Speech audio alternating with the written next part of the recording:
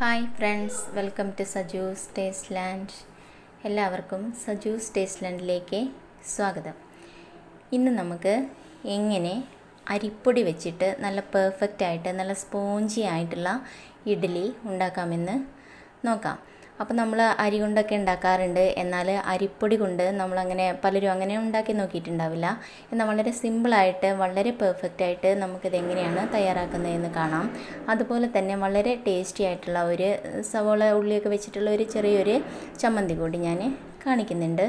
അപ്പോൾ നമുക്ക് ഇഡ്ഡലി ഉണ്ടാക്കാനായിട്ട് വേണ്ടത് 1/4 കപ്പ് ഉഴുന്നാണ്. ഇത് നമുക്കൊരു 1-2 പ്രാവശ്യം നന്നായിട്ടൊന്ന് കഴുകിയിട്ട് നമുക്ക് കുതിർത്താനായിട്ട് മാറ്റി വയ്ക്കാം. അപ്പോൾ നമ്മൾ ഉഴുന്നെടുക്കുമ്പോൾ പ്രത്യേകം ശ്രദ്ധിക്കണം, നല്ല ക്വാളിറ്റിയുള്ള ഉഴുന്ന് തന്നെ നമ്മൾ എടുക്കാനായിട്ട് നോക്കുക. അപ്പോഴാണ് നമ്മുടെ ബാറ്റർ നന്നായിട്ട് പൊങ്ങിക്കിട്ടുള്ളൂ. അപ്പോൾ നമുക്കിത് കുതിർത്താൻ വേണ്ടിയിട്ട് ഞാനൊരു 2 കപ്പ് വെള്ളം ഞാനിതിലേക്ക് ഒഴിക്കുന്നുണ്ട്. അപ്പോൾ ഇത് ഇനിയൊരു 3-4 മണിക്കൂറെങ്കിലും നമ്മൾ നന്നായിട്ടൊന്ന് കുതിരാനായിട്ട് മാറ്റി വയ്ക്കണം. അത്രയൊക്കെ സമയമാകുമ്പോഴേക്കും തന്നെ നന്നായിട്ട് കുതിർന്ന് കിട്ടും. ഇനി നമുക്കിത് മാറ്റി വയ്ക്കാം. ഇപ്പോൾ ഒരു 4 മണിക്കൂറൊക്കെ ആയപ്പോഴേക്കും തന്നെ നന്നായിട്ട് കുതിർന്ന് കിട്ടിയിട്ടുണ്ട്. കണ്ടില്ലേ, നല്ല പെർഫെക്റ്റ് ആയിട്ട് തന്നെ നമുക്ക് കിട്ടിയിട്ടുണ്ട്. അപ്പോൾ ഇനി നമുക്കിതിൻ്റെ വെള്ളമൊന്നും കളയണ്ട, വെള്ളം നമുക്ക് ആവശ്യമുണ്ട്. ഇനി നമുക്കൊരു മിക്സിയുടെ ജാറിലേക്ക് ഇത് ചേർത്ത് കൊടുക്കാം. അപ്പോൾ 1/4 കപ്പ് ഉഴുന്നല്ലേ എടുത്തിട്ടുള്ളൂ. അപ്പോൾ ഒരു വലിയ ജാറിലാണ് ഞാൻ അരച്ചെടുക്കുന്നത്. അപ്പോൾ ഒട്ടും ചൂടാവാതെ, ജാറ് ഒട്ടും ചൂടാവാതെ വേണം നമ്മളിത് അരച്ചെടുക്കാനായിട്ട്. അപ്പോൾ കൂടുതൽ ഉഴുന്നെടുക്കുന്നുണ്ട് എന്നുണ്ടെങ്കിൽ ഒരു 2 ബാച്ചായിട്ട് തന്നെ നമ്മളിത് അരച്ചെടുക്കണം. അപ്പോൾ ചൂടാവാതെ കിട്ടും. അപ്പോൾ ഞാനിത് വെള്ളം ഒഴിക്കാതെ തന്നെ ആദ്യം ജസ്റ്റ് ഒന്ന് അരച്ചെടുക്കുന്നുണ്ട്. അതിനുശേഷം നമ്മൾ ഉഴുന്ന് കുതിർത്തിയ ആ വെള്ളത്തിൽ തന്നെ ഇത് അരച്ചെടുക്കുകയാണ് ചെയ്യുന്നത്. വെള്ളം ചേർക്കുമ്പോൾ കുറച്ചായിട്ട് ചേർക്കുന്നതാണ് ഏറ്റവും നല്ലത്. വെള്ളം കൂടിപ്പോയാൽ നമ്മളിത് അരച്ചെടുക്കുമ്പോൾ നല്ല ഫൈനായിട്ട് അരഞ്ഞു കിട്ടില്ല. അപ്പോൾ വെള്ളം കുറച്ച് ചേർത്തിട്ട് അരച്ചെടുക്കുന്നതാണ് ഏറ്റവും നല്ലത്. നല്ല ഫൈനായിട്ട് തന്നെ തരികളൊന്നും ഇല്ലാതെ തന്നെ നമുക്കിത് അരച്ച് എടുക്കാം. അപ്പോൾ നന്നായിട്ട് അരച്ചെടുത്തിട്ടുണ്ട്. വളരെ കുറച്ച് വെള്ളം ചേർത്തിട്ടാണ് ഞാനിത് അരച്ചെടുത്തിരിക്കുന്നത്. ഇനി നമുക്കിത് വേറൊരു പാത്രത്തിലേക്ക് മാറ്റാം. ഇനി നമുക്ക് ആവശ്യമായിട്ടുള്ളത് അരിപ്പൊടിയാണ്. ഞാനിവിടെ പച്ചരി ഉണക്കി പൊടിപ്പിച്ചിരിക്കുന്ന അരിപ്പൊടിയാണ് എടുത്തിരിക്കുന്നത്.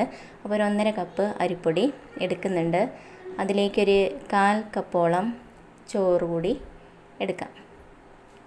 അപ്പോൾ ഇതുപോലെ ഒരു 2-3 സ്പൂണ് ചോറേ ഉണ്ടാവുള്ളൂ. ഇത് നിർബന്ധമൊന്നുമില്ല, എന്നാലും നമ്മുടെ ബാറ്റർ കുറച്ചൊന്ന് ഫ്ലഫി ആവാനും ഒക്കെ വേണ്ടിയിട്ടാണ് ചോറെടുക്കുന്നത്. ഇനി നമ്മൾ ആ ഉഴുന്ന് കുതിർത്തിയ ആ വെള്ളം തന്നെ എടുക്കാം.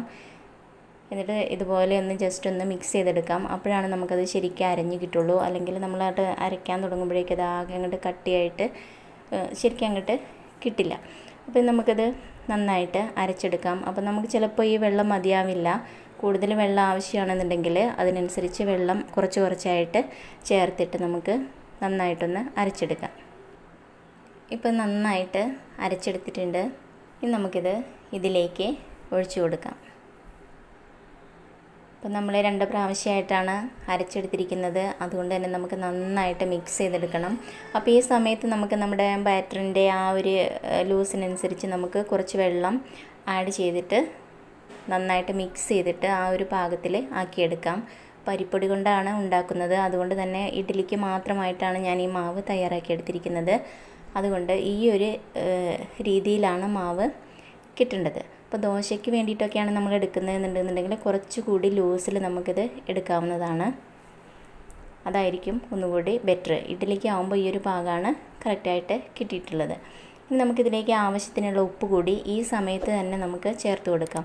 അപ്പോൾ നമ്മുടെ മാവ് പൊങ്ങിയൊക്കെ വന്നു കഴിഞ്ഞതിന് ശേഷം നമ്മൾ ഉപ്പ് ചേർത്തിട്ട് അതങ്ങനെ മിക്സ് ചെയ്യുമ്പോൾ മാവ് അങ്ങനെ താഴ്ന്നു പോയിട്ട് നമ്മൾ ഉണ്ടാക്കുന്ന ഇഡ്ഡലി കുറച്ച് ഹാർഡായിട്ട് മാറാനുള്ള ചാൻസ് ഉണ്ട്. അപ്പോൾ ഈ ഒരു സമയത്ത് തന്നെ നമ്മൾ ഉപ്പ് ചേർത്തിട്ട് നന്നായിട്ട് മിക്സ് ചെയ്തിട്ട് വെക്കുന്നതാണ് ഒന്നുകൂടി നല്ലത്. നന്നായിട്ട് മിക്സ് ചെയ്തെടുത്തിട്ടുണ്ട്. അപ്പോൾ ഈ ഒരു രീതിയിലാണ് മാവ് ഞാൻ തയ്യാറാക്കിയെടുത്തിരിക്കുന്നത്. ഇനി നമുക്കിത് വേറൊരു പാത്രത്തിലേക്ക് മാറ്റാം. അപ്പോൾ ഈ മാവ് ഒഴിച്ച് വെക്കാനായിട്ട് ഞാൻ ഇതുപോലൊരു പാത്രമാണ് എടുക്കുന്നത്. അപ്പോൾ ഒരു നല്ലൊരു എയർ ടൈറ്റ് ആയിട്ടുള്ള ഒരു പാത്രം തന്നെ നമ്മൾ ഇതിനായിട്ട് എടുക്കുക. അപ്പോൾ മാവ് അങ്ങനെ പുളിച്ച് പൊങ്ങിയിട്ട് പുറത്ത് പോവുകയില്ല. അത് മാത്രമല്ല, ഏത് തണുത്ത കാലാവസ്ഥയാണെന്നുണ്ടെങ്കിലും ഏതൊരു കാലാവസ്ഥയിലും മാവ് നന്നായിട്ട് പതഞ്ഞ് പൊങ്ങി വരാൻ ഇത് വളരെ നല്ലതാണ്. ഇപ്പോൾ ഒരു കുറച്ച് വലിയ പാത്രമാണ് ഞാൻ എടുത്തിരിക്കുന്നത്. അതിലൊരു 1/4 ഭാഗത്തോളം മാത്രമാണ് ഈ ബാറ്റർ ഉള്ളത്. ഇനി നമുക്കിത് നന്നായിട്ട് ഒന്ന് അടച്ച് വെച്ചാൽ മതി. എയറൊന്നും കയറാത്ത രീതിക്ക് തന്നെ നല്ല ടൈറ്റായിട്ട് തന്നെ നമ്മളിത് അടച്ച് വെക്കണം. അപ്പോൾ രാവിലെ ആകുമ്പോഴേക്കും നന്നായിട്ട് തന്നെ പൊങ്ങി വന്നിട്ടുണ്ടാവും. അപ്പോൾ ചൂടുള്ള സമയമാണെന്നുണ്ടെങ്കിലും തണുപ്പുള്ള സമയമാണെന്നുണ്ടെങ്കിലൊക്കെ ഈ രീതിയിൽ ഒന്ന് ചെയ്യുകയാണെന്നുണ്ടെങ്കിൽ നമ്മുടെ ബാറ്റർ നന്നായിട്ട് ശരിയായി കിട്ടും. അപ്പോൾ ഒരു ഓവർനൈറ്റ് ഞാനിത് റെസ്റ്റ് ചെയ്യാനായിട്ട് വെക്കുന്നുണ്ട്. ഇപ്പോൾ കണ്ടില്ലേ, നമ്മുടെ മാവ് നന്നായിട്ട് പൊങ്ങി വന്നിട്ടുണ്ട്. അപ്പോൾ ഇതിൻ്റെ ഈ പാത്രത്തിൻ്റെ നമ്മൾ ഒഴിച്ച് വെച്ചപ്പോൾ ഒരു 1/4 ഭാഗം മാത്രമേ ഉണ്ടായിട്ടുണ്ടായിരുന്നുള്ളൂ. അപ്പോൾ ഏകദേശം നിറയാറായിട്ടുണ്ട്. അപ്പോൾ നന്നായിട്ട് തന്നെ നമുക്ക് നമ്മുടെ ബാറ്റർ കിട്ടിയിട്ടുണ്ട്. അപ്പോൾ മാവ് പുളിപ്പിച്ചെടുക്കാൻ ഏറ്റവും ബെറ്റർ ആയിട്ടുള്ള ഒരു രീതി കൂടിയാണ് കേട്ടോ ഇത്. നല്ല ടൈറ്റായിട്ടുള്ളൊരു പാത്രത്തിൽ നമ്മൾ ഒഴിച്ച് വെക്കുക എന്നുള്ളത്. എന്നിട്ട് ജസ്റ്റ് ഒന്ന് മിക്സ് ചെയ്തെടുക്കാം. ഒരുപാട് അങ്ങോട്ട് ഓവറായിട്ട് മിക്സ് ചെയ്യേണ്ട. അപ്പോൾ മാവൊക്കെ അങ്ങോട്ട് പതഞ്ഞ് പൊങ്ങി വന്നതൊക്കെ അങ്ങോട്ട് താഴ്ന്നിട്ട് ഇഡ്ഡലി പെർഫെക്റ്റായി കിട്ടില്ല. എന്നിരുന്നാലും കുറച്ചൊന്ന് മിക്സ് ചെയ്തെടുക്കാം, അല്ലെങ്കിൽ ആകെ ഒരു പത മാത്രമേ നമുക്ക് ഉണ്ടാവുള്ളൂ. അപ്പോൾ എന്താണെന്ന് വെച്ച് കഴിഞ്ഞാൽ നമ്മൾ ഇഡ്ഡലി ഉണ്ടാക്കുമ്പോഴും അതങ്ങനെ ആ പൊങ്ങി വന്നതൊക്കെ അങ്ങോട്ട് താഴ്ന്നിട്ട് പോകും. അപ്പോൾ അത് സംഭവിക്കാതിരിക്കാൻ വേണ്ടിയിട്ട് ഇതുപോലെ ഒന്ന് മിക്സ് ചെയ്തെടുക്കാം.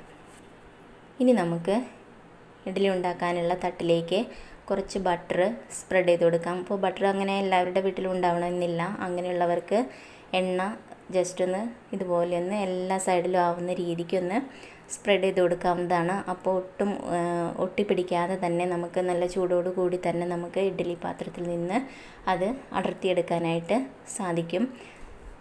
അപ്പോൾ അതുപോലെ ചെയ്തെടുക്കാം.